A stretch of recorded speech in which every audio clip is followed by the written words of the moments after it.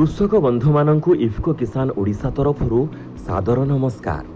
आसंतु जानिबा आगामी सप्ताह पई कृषि संदेश पाणीपाग अनुसार आसंता सप्ताह रे सर्वोच्च तापमात्रा 35 डिग्री सेल्सियस और सर्वनिम्न तापमात्रा 21 डिग्री सेल्सियस रहिबो।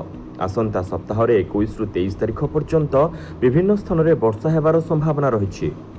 छिड़ा होइथिबा फसल रे जलसेचन, उद्भिद सुरक्षा पदक्षेप एवं सार प्रयोग कार्य को स्थगित करंतु। फसल क्षेत्र में जल स्थगित नहेबा पई पर्याप्त जल निष्कासन पई व्यवस्था करंतु। डाली, मका एवं पनीपरिबा क्षेत्रु अधिक जल निष्कासन करंतु। खरीफ पियाज बुणीबा पई जमी प्रस्तुति पई परामर्शदायक। जमी प्रस्तुति समय रे 150 रु 200 क्विंटाल प्रति हेक्टर FYM प्रयोग करंतु।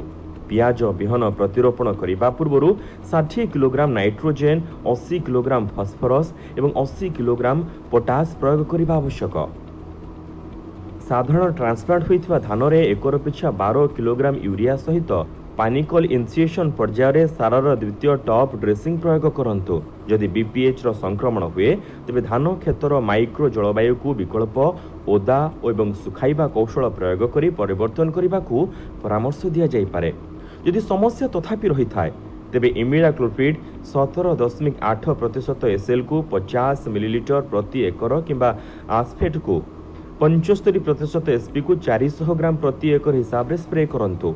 बैक्टीरियल लीफ ब्लाइट रोकिबा पई एकर पिछा 500 ग्राम कॉपर ऑक्सीक्लोराइड एवं 200 ग्राम प्लांटोमाइसिन को मिसाई प्रयोग करंतु।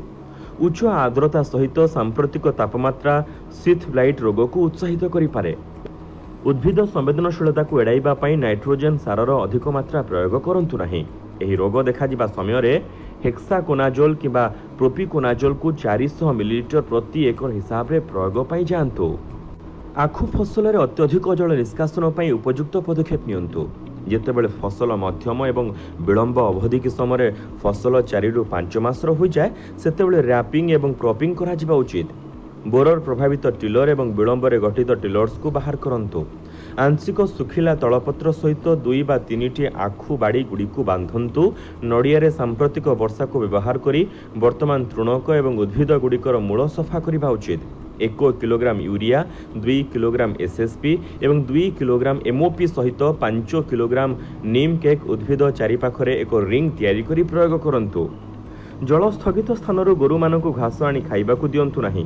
पशु मानकु पोखरी पानी दियंतु नाही। पशु मानकु बाह्य परजीवी रक्षा करिबा पई प्राणी चिकित्सकक द्वारा निर्देशित बटक्स दियंतु। पशु शेड रे निम पत्रर धुआं मशा एवं घर माछी नियंत्रण पई परामर्शदायक। अत्यधिक जल को पोखरी निष्कासन करंतु। पोखरी चारिपटे जाल दे माछ मानकु पोखरी बाहर को जिबारु रक्षा करंतु।